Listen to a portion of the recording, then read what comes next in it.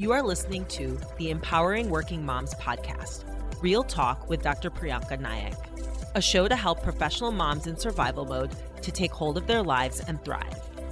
If you're ready to take powerful action to create your best life, then this is the show for you. I'm your host, Dr. Prianca Nayak, board-certified internal medicine physician and certified life coach. Now let's get to it and dive in. You are listening to the Empowering Working Moms podcast, episode number 21. Hi, everybody. Thank you so much for joining me today and tuning in to episode 2, part 2 of my 3-part series on living with an alcoholic. Today, I'm going to talk about codependence. My process, my coaching program, helps professional moms with the seemingly perfect life who are silently suffering on the inside to know that they are not alone and they can reclaim their confidence and power to have the life that they want, even if that feels impossible. Because so many women, so many of my clients have this wonderful life, a great CV or resume, and everything seems great. And yet on the inside, it just feels like chaos. And the internal life, the life in their homes or the life that they're experiencing, it just doesn't match up. It's not what it's supposed to be. And I help my clients to close that gap and truly have the peace, confidence, and freedom that they totally desire. So this series on living with someone who's an alcoholic or an addict obviously is not the most, smile-inducing material. It's definitely not, but it is reality for so many women. And that is really why I've chosen to discuss this topic. A lot of people talk about, stress and time management, which are important, and I most certainly help my clients with that. But truly the work that I do deals with the deep, dark problems that so many people brush under the rug, right? And that doesn't help. But these deep, dark problems that people don't want to talk about with their friends because it shatters the image and the facade of external perception. And of course, brushing these kinds of problems under the rug, as I said, it's not helpful and it further isolates people. So in this forum, on this podcast, I want to bring light to these issues. These are the issues that I deal with my clients. Here I want to discuss the things that you may be afraid to talk about, but you really want to know that you're not alone and you want more information and solutions. So today, the second episode of this 3-part alcohol-related series. In this, I want to dive into codependence because codependence is a major characteristic of those who live with an alcoholic. And the more you understand the concept of codependence, the better you can work against it and get away from it. Because codependence is not helpful in general, and definitely not helpful when one is living or dealing with an addict or alcoholic. And you may not have any idea to what I'm referring to, but here goes. Hopefully, as the episode goes on, codependence will become clearer to you. Much of this episode is based off the concepts in Melody Beattie's book, Codependent No More. Before I read this book, I thought codependence meant being needy and not being able to do things without another person or the other person in your half, right? Meaning your partner. But it means so much more than that. In her book, Melody Beattie describes a codependent person as one who has allowed another person's behavior to affect him greatly, or who is obsessed with controlling that person's behavior, i.e., walking on eggshells to prevent a certain reaction, let's say. Remember, we actually have zero control over others, regardless of how much we think we do, because we just don't. Codependence is when a person doesn't worry about his own needs at all because he or she is too focused on other people, or because he or she doesn't even know what his or her needs are. Codependence is often learned in childhood or is a maladaptive coping strategy. Many of us are responsible for our parents' happiness as children, And this is really where codependency begins, especially in South Asian cultures. And I talk about South Asian culture because that is the culture in which I grew up. But in South Asian culture, so much of what we do is a reflection of our parents, whether it is good or bad. The following are tendencies of codependence. When, let's say, you feel responsible for other people's well-being, feeling forced to help others, saying yes when really what you want to say is no, pleasing others above yourself, being attracted to people who need you, having a background of coming from a dysfunctional family, feeling excess guilt or shame or responsibility for other people's stuff, going to extreme lengths to control other people's behavior. For example, trying to force someone to quit drinking or trying to force someone to go to therapy. Seeking external validation, having difficulty with confrontation, pretending things are not as bad as they are, which of course is a coping strategy, struggling with healthy boundaries, which we will dive into in next week's episode, feeling controlled by other people's reactions or other people's anger, appearing strong on the inside, but truly feeling helpless on the inside. So those are some examples of characteristics that codependent people have. Now that you have a better understanding, let's talk about how we deal with this. As Melody Beatty describes it, breaking the cycle of codependence starts with detachment. Detachment is based on the idea that each person is responsible solely for himself, that it isn't his job to solve problems of other people, and worrying excessively about any such problems doesn't help anything.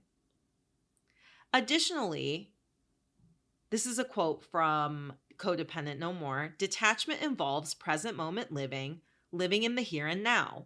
We allow life to happen instead of forcing and trying to control it. We relinquish regrets over the past and fears about the future. We make the most of each day. Now, this quote resonates for me very much because I talk about mindfulness and present moment living, and truly that is the key to decreasing our suffering and making the most out of our life, right? We can be there in our life currently, presently, and stop worrying about the past and stop worrying, or maybe not worrying, but reflecting about the past, and also not worrying excessively about the future, but really being happy about today. The next way to, or the deeper step in detachment is loving detachment. And this comes from the fact that it's very natural and easy to obsess over an alcoholic and his or her behavior, right? Because as I've talked about in previous episodes, the easy thing to do is to focus on other people, look outside of ourselves, and really not turn inward. Because turning inward, that's where the hard work is. But I will tell you that turning inward definitely reaps the most benefit. So people who live with an alcoholic, they tend to obsess over what the alcoholic's doing. Is he drinking? Is he lying to me? Is he hiding drinking? What's he going to do next? What is he even saying? What does this mean? Did he really mean what he said, or what did he mean by what he said? Does that sound like totally spinning out to you? I mean, it's kind of tiring for me to even say out loud. And yet, this is the process that goes on when someone is living in the confusion of active addiction, right? The constant thoughts going on in our heads, it takes up so much precious space, right?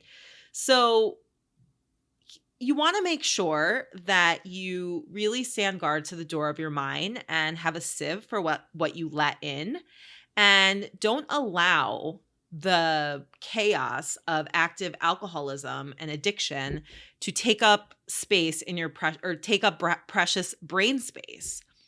Instead, find things that you can do for yourself. Really focus on yourself. Dedicate time to your own care and hobbies, for example. Find things that will help your mind detach from the thinking of what is he or she doing, is he or she drinking, etc. Some more ways we can detach and really work against codependence is having gratitude, focusing on what's actually working in our lives as opposed to not working. So many of us have beautiful children. So many of my clients have young, beautiful children. And, we take that for granted because, the days can be long, but the years are short, as we all know. And in the blink of an eye, these small children are going to be flying the coop and off to school or working and out of the house, right? So just having gratitude for all the things that we take for granted. Learning to live in the present moment. And some ways to do this, which I've talked about before, is acknowledging there's a body, saying to yourself here and now, feeling your body wherever you are, standing or sitting, the weight of gravity, it really gives you stability. Allowing life to happen. And this is a funny one because allowing, right? Well, life is happening whether we like it or not, whether we want it or not, it's going on, right? But just realizing that we have no control on anything outside of ourselves. All we can do is control ourselves, our thoughts, what we're doing with our time, and really leave mulling over the past because it's just a waste of time. What's done is done. Reflect, live and learn, and move forward. Also, perseverating on fears of the future and what's going to happen doesn't really help us.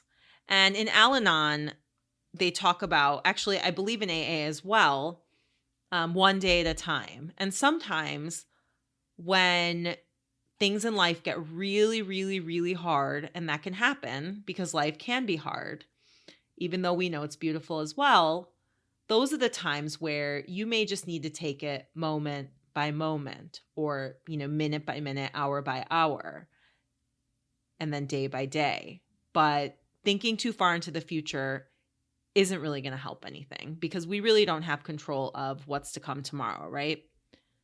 And accepting reality, what's going on. If you live with an active alcoholic,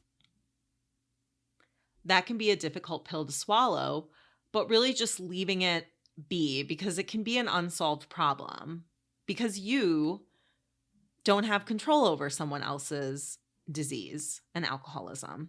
So really giving yourself the freedom to enjoy your life moment to moment, day to day, in spite of issues that are unresolved. And loving detachment truly is the ability to love and be involved and supportive without driving yourself crazy and without taking ownership of the other person's alcoholism. And really being able to make good decisions and love ourselves, right? Not harming ourselves when we do that. I want to give an example of loving detachment because it sounds like a bit of a dichotomy, right? Because how can you love somebody and detach at the same time? That's not something that we have learned is the traditional way of loving somebody. But an example of loving detachment is if you are, let's say, your husband's an alcoholic, right? And he's passed out on the porch and it's cold outside. Now, instead of waking him up, trying to make him go in, yelling at him for drinking, all these things, you see him, you put a blanket on him, and you proceed with what you're doing instead of getting sucked in to that whole scenario. In further detaching, right, we realize that it's not your job to rescue other people. We can be loving and supportive, but not at your own personal sacrifice of your well-being.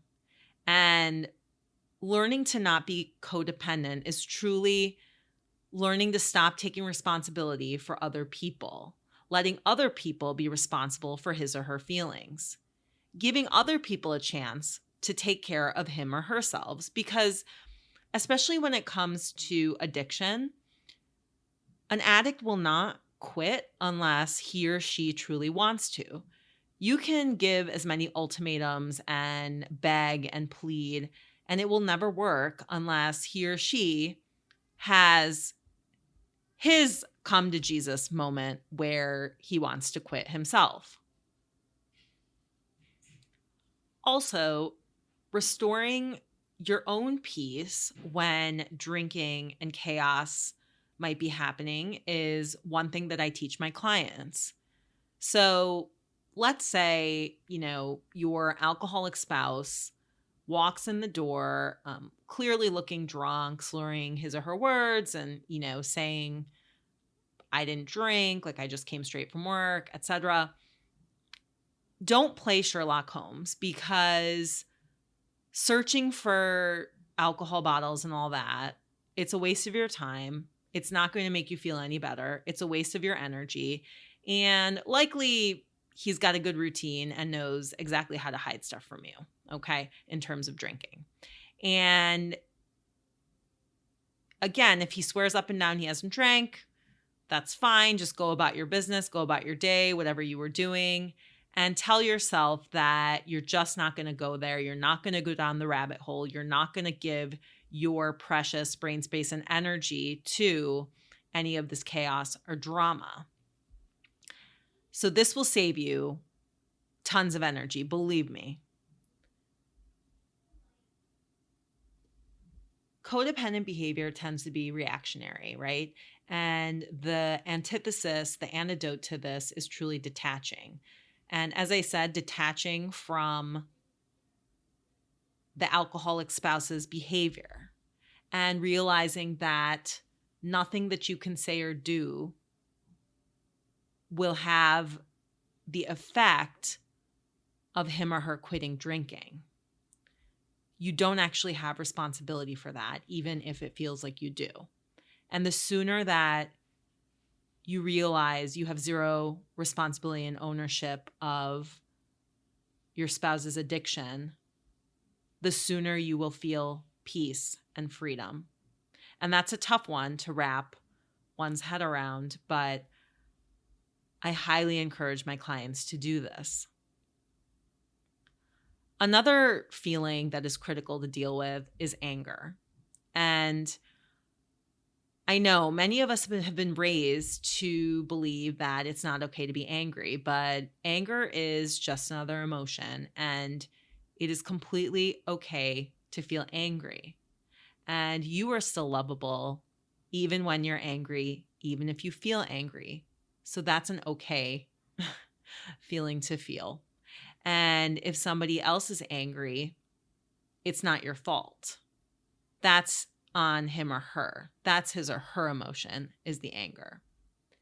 And truly learn to be patient with yourself, loving yourself and caring for yourself, and perhaps parenting yourself in the way that maybe you needed to be parented and cared for when you were little, but you didn't receive. Think about how you intentionally parent your own kids. Can you have that patience and gentleness with yourself? And really learning to put an end to the thinking of what is wrong with me, because there is nothing wrong with you. I promise you that. I will wrap up with this quote from Melody Beattie's book, Codependent No More. Codependents need boundaries. We need to set limits on what we shall do to and for people. We need to set limits on what we will allow people to do to and for us. I end with that because next week's episode, we will dive into boundaries, what healthy boundaries look like, what a lack of boundaries look like, and how this can be applicable to living with an addicted spouse. If you want to dive deeper into this work, I have a few spots opening up for private clients. My process and program helps professional moms with a seemingly perfect life who are silently suffering on the inside to know that they are not alone and that they can reclaim their confidence and power to have the life that they truly want, even if that feels impossible right now. Book a call today with me to see if we are a good fit to work together. www.priancanayakmdcoaching.as.me, link in the show notes. Thanks for tuning in, and I will talk to you next week. Thank you for listening to this episode of the Empowering Working Moms podcast, Real Talk with Dr. Prianca Nayak. If you are ready to get unstuck and out of survival mode to live your best life, I want to invite you to book a free 30-minute consultation call with me. To get started, visit priancanayakmdcoaching.as.me. Link in the show notes.